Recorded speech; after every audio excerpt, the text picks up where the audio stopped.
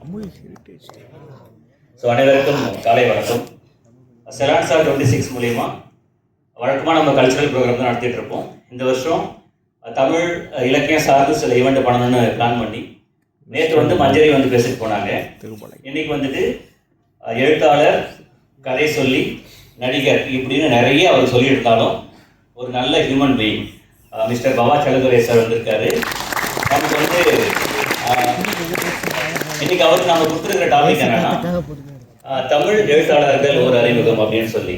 நம்ம எல்லாருக்குமே நிறைய ஸ்டோரி கேட்டிருப்போம், புக்ஸ் படிச்சிருப்போம், ஆர்எல்ஸ் ஏதாச்சும் யூடியூப்ல கேட்போம், யூடியூப் சேனல் டிவியில் வருவேன், புக் படிக்கிற ஹாபிட் இருந்து இடையில மிஸ் பண்ணியிருப்போம், விட்டு போயிருப்போம். இது எல்லாமே இந்த கரோனா டைம்ல நமக்கு சார் என்ன பண்ணியிருப்பாருன்னா அவருடைய கதை மூலியமா நிறைய பேர் பார்த்துருப்பீங்க டெஃபினெட்லி இல்லை.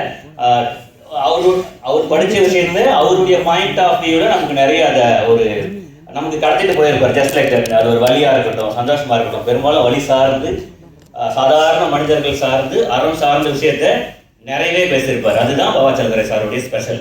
ஸோ இப்படி ஒரு ஈவெண்ட் நம்ம ஆரம்பிக்கணும்னு முடிவு பண்ண உடனே சார் மாதிரி ஒருத்தர் வந்தால் அந்த பிட்ச் இன்னும் கொஞ்சம் நல்லா ஸ்ட்ராங்காக இருக்கும், ரீச் ஆகும். அதுக்கப்புறம் நிறைய பேர் வரலாம் அவர் தொடர்ந்து. இதை ஸ்டார்ட் பண்ணும்போது அவர் பண்ணால் நல்லா இருக்கும்னு சொல்லி தான் மேனேஜ்மெண்ட் கிட்ட பர்மிஷன் கேட்டோம். இதுக்கு அக்செப்ட் பண்ண principal ma'am, management, Manimaran sir, இவங்க எல்லாருக்கும் தனிப்பட்ட முறையிலையும் இந்த விழாவை சிறப்பிக்க வந்திருக்கும் பவா செல்லதுரை சார் அவர்களை மீண்டும் ஒரு முறை வரவேற்று மகிழ்வதில் பெருமைப்படுகிறேன். நன்றி.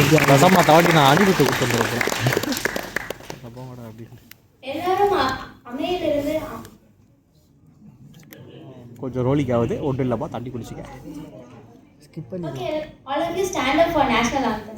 லாஸ்ட்டாக தானே புரியும், தமிழ் தாய் வாழ்த்துமா. இது மாதிரியான சின்ன சின்ன விஷயங்கள் நடக்கிறதா நல்லது. ஈவெண்ட் ரொம்ப சூப்பராக இருக்கும். தமிழ் தாய் வாழ்த்து.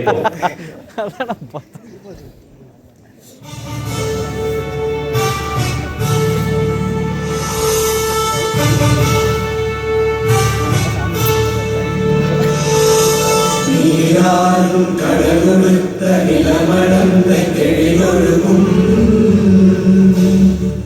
சீராரும் மதனமென திகழ்வரத கண்டனியில் எக்கணமும் அதிர்ச்சிறந்த காவிரனல் திருநாடும் தக்க சிறு திரை முதலும் தரிதனரும் திலகமுமே அத்திலக வாசனை போல் அனைத்துலகும் இன்பமுற எத்திசையும் திகழ் மணக்க இருந்த பெரும் தமிழனங்கே தமிழனங்கே உன் சீருடமை சிறமியந்து வாழ்த்துதுவே வான்புகழ் கொண்ட தமிழ்நாடு.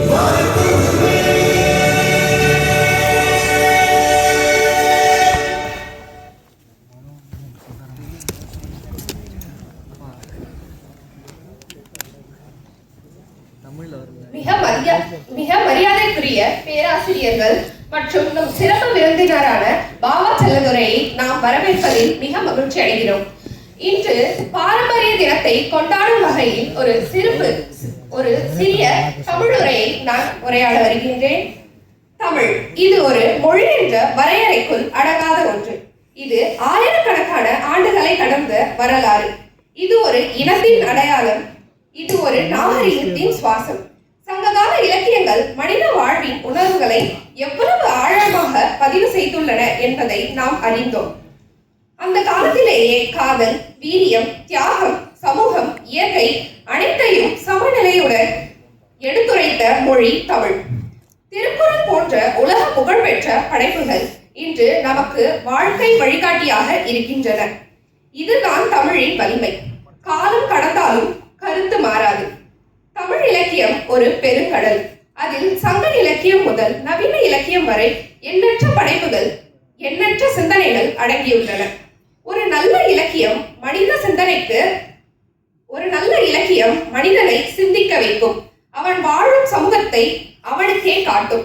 அவன் செய்யும் தவறுகளை அவனுக்கே உணர்த்தும். அவன் மனதில் ஒரு மாற்றத்தை விதைக்கும். அந்த மாற்றத்தின் விதை விதைப்பவர்கள் எழுத்தாளர்கள்.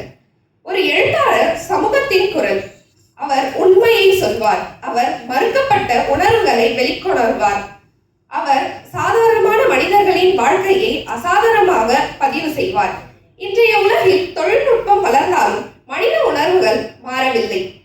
அன்பு, பயம், ஆசை, நம்பிக்கை, விருத்தி இவை அனைத்தும் மனிதனின் உள்ளத்தில் இருந்தே வருகின்றன. அந்த உள்ளத்தின் குரலாக எழுத்தாக அந்த உள்ளத்தின் குரலை எழுத்தாக மாற்றுபவர்கள் எழுத்தாளர்கள். அந்த வகையில் தமிழ் இலக்கியத்தின் தனித்துவமான குரலாக விளங்குகின்றவர் திரு பாவா செல்லதுரை அவர்கள். அவரை இந்த பாரம்பரிய தினத்தில் வரவேற்பதில், சிறப்பு விருந்தினராக அழைப்பதில் மிக மகிழ்ச்சி அடைகின்றோம்.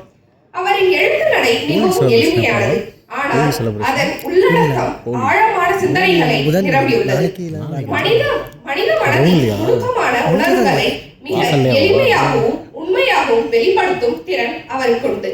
அவரது படைப்புகள் வாசகர்களை சிந்திக்க வைக்கும், சமூகத்தை பற்றி கேள்வி கேட்க வைக்கும் யோசனைகளை மனிதன் மனதுக்குள் தூண்டும். ஒரு எழுத்தாளர் பெருமை அவர் எழுதிய பக்கங்களில் மட்டும் இல்லை, அவர் உணர்வுகளின் தாக்கத்தில் உள்ளது. அவரது வார்த்தையின் ஒவ்வொரு வரிகளிலும் வாழ்க்கையின் சிந்தனைகளை நமக்கு உணர்த்துகின்றன. இன்றைய இளம் தலைமுறைகள் வாசிக்கும் பழக்கம் குறைந்து வருகின்றன. இன்றைய இளம் தலைமுறையில் வாசிக்கும் பழக்கம் குறைந்து வந்தாலும் இவரை போன்ற எழுத்தாளர்களின் சிந்தனை மிக்க கருத்துகள் மற்றும் எழுத்துக்கள் இன்றைய தலைமுறையின் வாசிப்பு திறனை தூண்டுகின்றன. தமிழ் மொழியின் பெருமை அதன் எழுத்தின் மூலம் தொடர்ந்து உயர்ந்து வருகின்றது.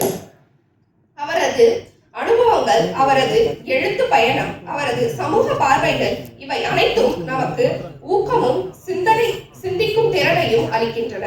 இன்று அவரை நேரில் சந்திப்பதை, அவர் எண்ணங்களை கேட்கும் இந்த வாய்ப்பு நமக்கு ஒரு பெருமை. இவ்வளவு சிறப்புகளை தன்னடக்கிக் கொண்ட திரு பாவா செல்லதுரை அவர்களை ஒரு மிகப்பெரிய கைத்தட்டலுடன்